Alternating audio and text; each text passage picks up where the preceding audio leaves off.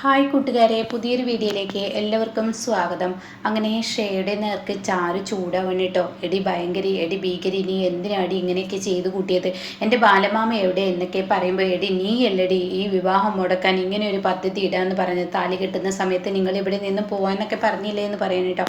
അപ്പോൾ ഷേയോട് പറയണേ, ചാരു ഞാൻ പറഞ്ഞു എന്നുള്ളത് സത്യമാണ്. അത് കേട്ട ഉടനെ ഹേമ പറയണേ, എന്നാലും ഒരു ദുഷ്ടി, എല്ലാവരും കൂടി വന്നിട്ട് എൻ്റെ മകൻ്റെ കല്യാണം മുടക്കാനാണല്ലേ നീ നോക്കിയത്. അപ്പോഴേക്കും അത് കേട്ട ഉടൻ തന്നെ അരവിന്ദനെ അങ്ങ് ദേഷ്യപ്പെടണം കേട്ടോ. അരവിന്ദൻ പറയണം, എന്നിട്ട് നീ ഷേയുടെ നേർക്ക് ചൂടാവുന്നോ എന്ന് ചോദിക്കണം കേട്ടോ. ആ സമയം അമ്മായി, ഒരു കാര്യം ഞാൻ പറയട്ടെ, ഇവിടെ ബാലമാമയും ഞാനും ഒന്നിച്ച് ഈ വിവാഹം മുടക്കി പോവാൻ തന്നെ കരുതിയത്. താലി കെട്ടുമ്പോൾ ഞങ്ങൾ ഇവിടെ നിൽക്കില്ല എന്ന് കരുതിയതാണ്. പക്ഷേ ഇപ്പോൾ ബാലമാമയുടെ മിസ്സിങ്ങിന് പിറകിൽ ഞങ്ങളല്ല, അത് കളിച്ചത് ഇവളാണ് എന്നൊക്കെ പറയുമ്പോൾ ഷേ പറയണേ, ആരെങ്കിലും എന്തെങ്കിലും ചെയ്ത് തെറ്റി എൻ്റെ തലയിലോട്ട് ഇടാൻ ശ്രമിക്കുന്നോ? എനിക്കെന്തിനാണ് എൻ്റെ ബാലമാമയെ കൊണ്ടുപോയിട്ട് കാര്യം എന്നൊക്കെ ചോദിക്കണം കേട്ടോ. ആ സമയം അവിടെ അമ്മായി ചൂടാവണേ, എന്നാലും വെടി ഭയങ്കര, ഇനി ഇങ്ങനെയൊക്കെ ചിന്താഗതിയോട് കൂടിയാണ് ഇങ്ങനെ നടക്കുന്നത്, ഒരിക്കലും മനസ്സുകൊണ്ട് പോലും ഞങ്ങൾ പ്രതീക്ഷിച്ചില്ല. അപ്പോൾ ഉടൻ തന്നെ ഷേ പറയണേ, എല്ലാവരും അമിതമായി വിശ്വസിക്കരുത്. ഞാൻ വെളുത്തതെല്ലാം പാലാണെന്ന് കരുതി ഇവളെ അങ്ങ് വിശ്വസിച്ചു. ഒരു തവണ ഇവള് ചതിച്ചതായി, എന്നിട്ട് വീണ്ടും ഇവളെ ആവർത്തിച്ചു എന്നൊക്കെ ചരുവിനെ കുറിച്ച് ഇവിടെ ഹേമ പറയാണ് കേട്ടോ. എന്നാൽ ഈ സമയം ഇപ്പുറത്ത് കാണിക്കുന്നത് ആകാശിനെയാണ്. ആകാശിനെ ബാബുക്കുട്ടൻ്റെ ഗുണ്ടകൾ തടയാണ്. ബാബുക്കുട്ടനും ഉണ്ട്. അങ്ങനെ ആകാശ് വരുന്ന വഴിക്ക് ബൈക്ക് തടഞ്ഞു നിർത്തി ആകാശിനെ കെട്ടിയിടാൻ ശ്രമിക്കുകയാണ്. പക്ഷേ ആകാശല്ലേ മോനെ, ഒട്ടും വിട്ടുകൊടുക്കില്ല. നല്ല ഇടിയാണ്. അവർ തമ്മിൽ നല്ലൊരു യുദ്ധം തന്നെ നടക്കുന്നുണ്ട് കേട്ടോ. ഈ സമയം ഇപ്പുറത്താണെങ്കിലോ ഹേമയും അതുപോലെ അരവിന്ദനും ഷേയെ എല്ലാവരും കുറ്റപ്പെടുത്തുകയാണ്. അപ്പോൾ ഈ സമയം ഹേമ പറയാണ്, മര്യാദക്ക് പറയടി, എൻ്റെ ഭർത്താവിനെ ഇനി എങ്ങോട്ടാണ് കെട്ടിയിട്ടത്, മര്യാദക്ക് പറയുന്നൊക്കെ പറയാണ്. ആ സമയം ഉടൻ തന്നെ ചാരു പറയണേ, ഞാനൊന്നും ചെയ്തിട്ടില്ല, ഞാൻ ആരെയും ഒന്നും ചെയ്തിട്ടില്ല. ഇന്നലെ അമ്മ വീട്ടിലോട്ട് പോകണം എന്ന് പറഞ്ഞു, അപ്പോൾ പറഞ്ഞയച്ചു എന്നുള്ളത് സത്യം തന്നെയാണ്. പക്ഷെ പിന്നീട് എനിക്ക് അബദ്ധമായെന്ന് തോന്നി. ഇവളെ പോലെയുള്ള ഫ്രോഡ് വിവാഹം നടത്താൻ എന്ത് പണിയും ചെയ്യും, ഇപ്പം അതല്ലേ ഇവൾ ചെയ്തതെന്നൊക്കെ പറയുമ്പോൾ ഉടൻ തന്നെ ഷേ പറയണ, മതി നിർത്തി, നീ ചെയ്ത തെറ്റ് എൻ്റെ നേർക്കിടാൻ നോക്കണ്ട.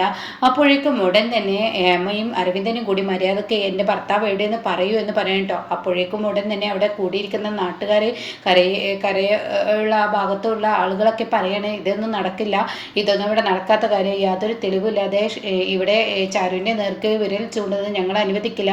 അപ്പോൾ അമൃത പറയണ, അവൾക്ക് അവളുടെ ജീവനാണ്, അവളുടെ അമ്മാവൻ, അവളുടെ ജീവൻ കളഞ്ഞിട്ട് പോലും അവളുടെ അമ്മാവനെ രക്ഷിക്കാൻ നോക്കും.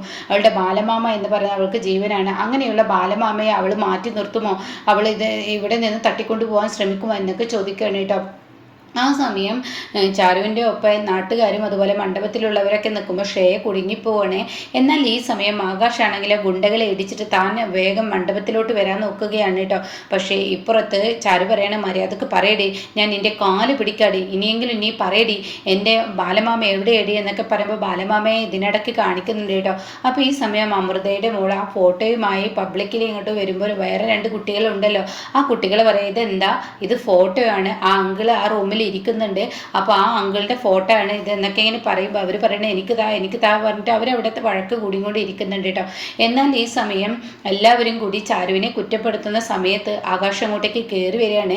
അപ്പോൾ ഈ സമയം ആകാശ് കയറി വന്നിട്ട്, എന്താ പ്രശ്നം എന്ന് ചോദിക്കുകയാണ്. അത് കേട്ട ഉടനെ തന്നെ, എടാ നമ്മുടെ അച്ഛനെ ഇവൾ തട്ടിക്കൊണ്ട് പോയിരിക്കുകയാണ് എന്നുള്ളത് ഹേമ പറഞ്ഞ ഉടൻ തന്നെ, നിർത്ത്, ഇതിനൊക്കെ കാരണക്കാരി ഇവൾ ഈ കല്യാണ മണ്ഡപത്തിൽ ഈ ഒരു കല്യാണ വേഷവും ധരിച്ചിട്ട് നമ്മുടെ അച്ഛനെ തട്ടിക്കൊണ്ടു പോയിരിക്കുന്നു. മാത്രമല്ല, ഞാൻ അച്ഛനെ എടുക്കാൻ വേണ്ടി വീട്ടിൽ ചെന്നപ്പോൾ ഈ മയക്കും ബോട്ടിലും ഇഞ്ചക്ഷനും അവിടെ കിടക്കുന്നത് കണ്ടു. അത് വെച്ചാണ് ഞാൻ അങ്ങോട്ടേക്ക് വന്നത്. അത് കേട്ട ഉടനെ ഷേയ, ആഹാ, കഥ എന്ത് നല്ല കഥ, എന്ത് രസമുള്ള കഥയാണ്, കേൾക്കാൻ നല്ല അടിപൊളിയാണ് ഈ കഥ, എല്ലാവരും വിശ്വസിച്ചെന്ന് കരുതണ്ട, ആരും വിശ്വസിക്കില്ല, ഈ കഥ അടിപൊളി തന്നെയാണെന്ന് ഞാനങ്ങ് വിശ്വസിക്കുമെന്ന് നീ കരുതണ്ട.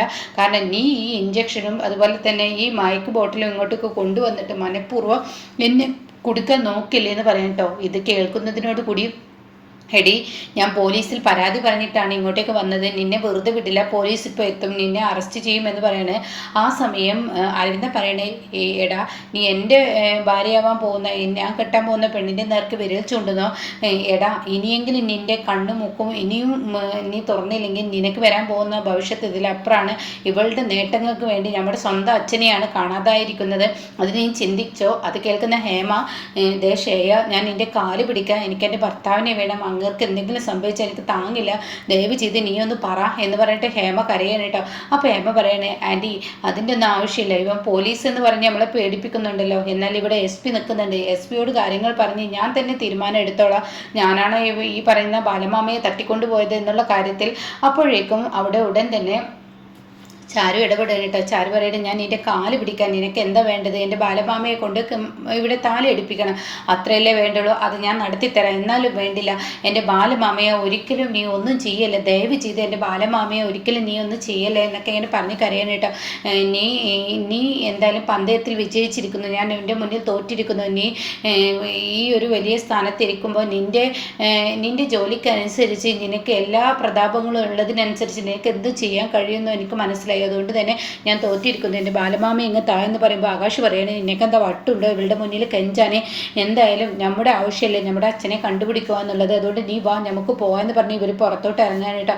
ഈ സമയം ഹേമ വന്നിട്ട് ഷേയോട് പറയുന്നത്, ഷേയെ നീ എന്താ ഇങ്ങനെ എൻ്റെ ഭർത്താവിനെ കണ്ടെത്താനുള്ള എന്തെങ്കിലും ഒരു വഴി നോക്കി എന്നൊക്കെ ഇങ്ങനെ പറയുമ്പോൾ, എൻ്റെ ആൻറ്റി ടെൻഷൻ ആവാനൊന്നുമില്ല, അങ്ങേർക്കൊന്നും സംഭവിക്കില്ല, പൂജ നടക്കട്ടെ എന്ന് പറയുന്നത്. ഇത് കേൾക്കുന്നതിനോട് കൂടി അരവിന്ദനും ടെൻഷൻ ആവുകയാണ്.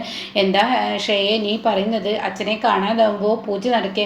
അതെ, ഇതൊക്കെ ഇവരുടെ ഒരു വെല്ലുവിളിയാണ്, മനഃപൂർവ്വം ഇവർ ബാലമാമിയെ മാറ്റി നിർത്തിയിരിക്കുകയാണ് ഈ വിവാഹം മുടക്കാൻ, അവൾ എൻ്റെ മുഖത്തടിച്ച് പറഞ്ഞതുമാണ്. അപ്പോൾ ഈ വിവാഹം മുടക്കാൻ എന്തെങ്കിലും ഒരു വഴി അവർ നോക്കും, ആ വഴിയാണ് ഇപ്പോൾ, അതുകൊണ്ട് പൂജ ഒരിക്കലും തെറ്റിക്കരുത്, പൂജ നടക്കട്ടെ എന്ന് പറഞ്ഞിട്ട് ശ്രേയ പൂജ നടക്കാൻ പൂജാരിയോട് പറയുമ്പോൾ ഹേമയുടെയും അരവിന്ദൻ്റെയും കിളി പോവാണ് കേട്ടോ. എൻ്റെ ഭർത്താവിനെ കാണാതാവുന്ന സമയത്ത് ഈ വിവാഹത്തിൻ്റെ പൂജ നടത്തണമെന്ന് ചോദിച്ച് അവരാകെ ശ്രേയയുടെ പെരുമാറ്റം ഇഷ്ടപ്പെടാതെ നിൽക്കുകയാണ് കേട്ടോ. എന്നാൽ ഈ സമയം ഇവർ കതിർമണ്ഡപത്തിൽ നിന്നും ഇറങ്ങിപ്പോവാണ്, അതായത് ചാരുവും ആകാശവും. അപ്പോൾ ഈ സമയം എടി നീ പോടി, നീ ബാലമാമയെ കണ്ടെത്തി കൊണ്ടുവാടി, എന്തായാലും ആകാശ് ഇവിടെ എത്തുമെന്ന് ഞാൻ ഒരിക്കലും പ്രതീക്ഷിച്ചില്ല, ആ ബാബുക്കുട്ടനോട് ഗുണ്ടകളെ വെച്ച് ഞാൻ കെട്ടിയിടാൻ പറഞ്ഞതാണ്, എന്നാൽ അവനത് ചെയ്തില്ല, അവന് തെറ്റുപറ്റി, അപ്പോൾ അതുകൊണ്ട് തന്നെ ഇതൊക്കെ എനിക്ക് മുമ്പേ അറിയായിരുന്നു, എന്നാൽ എൻ്റെ കയ്യിൽ ഇനിയുണ്ട് ആയുധങ്ങൾ, അതുകൊണ്ട് നീ പോടി, ഈ വിവാഹത്തിൽ നിങ്ങൾ പങ്കെടുക്കില്ല, നിൻ്റെ ബാലമാമ തന്നെ നിന്നെ വെച്ച് ഈ വിവാഹം എനിക്ക് നടത്തിത്തരും, താലികെട്ട് നടത്തിത്തരും എന്നൊക്കെ പറയുമ്പോൾ ബാലമാമ എങ്ങനെ കാണിക്കുന്നുണ്ട് കേട്ടോ. ആ സമയമാണ് ഈ കുഞ്ഞുങ്ങൾ അമൃതയുടെ കുഞ്ഞും ബാക്കി 2 കുഞ്ഞുങ്ങളും കൂടി ഈ ഫോട്ടോക്ക് വഴക്കിടുന്നത്. അപ്പോഴേക്കും ചാരോ വഴി പോവുക, എന്താ ഇവിടെ പ്രശ്നം എന്ന് ചോദിക്കാണ്. ഇത് നമ്മുടെ അങ്കിളല്ലേ, ഈ ഫോട്ടോ ഇവർക്ക് വേണമെന്ന് പറയുന്നു. അപ്പോഴേക്കും ചാരുവിൻ്റെ കണ്ണിൽ ഈ ഫോട്ടോ വിടുകയാണ്. ഇത് കാണിച്ചതാ, ഇതെൻ്റെ ബാലമാമയുടെ ഫോട്ടോ ആണല്ലോ, അപ്പോൾ ബാലമാമയുടെ കൂടെ തൻ്റെ മക്കൾ ഒരുമിച്ച് നിൽക്കുന്ന ആകാശത്തെ ഇങ്ങോട്ട് നോക്ക്, ഇത് ബാലമാമയുടെ കയ്യിലുണ്ടായിരുന്ന ഫോട്ടോ ആണല്ലോ എന്ന് പറയണേ. അപ്പോഴേക്കും ഈ കുഞ്ഞിനോട് ചോദിക്കാണ്, നിനക്ക് ഈ ഫോട്ടോ എവിടെ നിന്നാണ് കിട്ടിയതെന്ന് ചാരു ചോദിക്കുകയാണ്. ആ സമയം ഉടൻ തന്നെ കുഞ്ഞു പറയണേ, അതെ ഞങ്ങൾക്ക് ആ വിവാഹ മണ്ഡപത്തിൻ്റെ സൈഡിലായിട്ടൊരു സ്റ്റേജ് ഉണ്ടല്ലോ, അവിടെ കുറേ പെട്ടികളൊക്കെ കൂട്ടി വെച്ചിരിക്കുന്ന അവിടുന്ന് കിട്ടിയതാണ്, അവിടെ ഉണ്ടല്ലോ ബാലമാമ എന്ന് പറയണേ.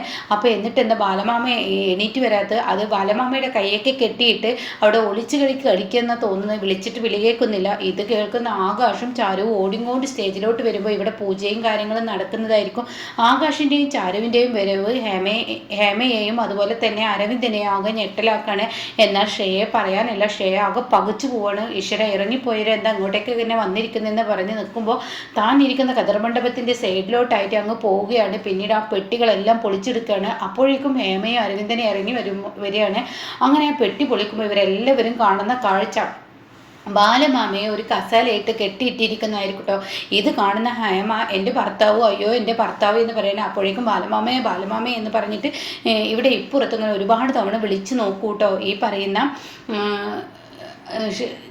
ചാരു വിളിച്ചിട്ട് ബാലമാമ വിളിയേക്കുന്നില്ല. ഇതേസമയം ചാരുവിൻ്റെ കലിപ്പങ്ങ് അടങ്ങില്ല. ചാരു അങ്ങ് ദേഷ്യത്തോടു കൂടി കതിർമണ്ഡപത്തിലിരിക്കുന്ന ശ്രേയയിട്ട് തലങ്ങും വിലങ്ങും ഇട്ട് അടിക്കണം കേട്ടോ.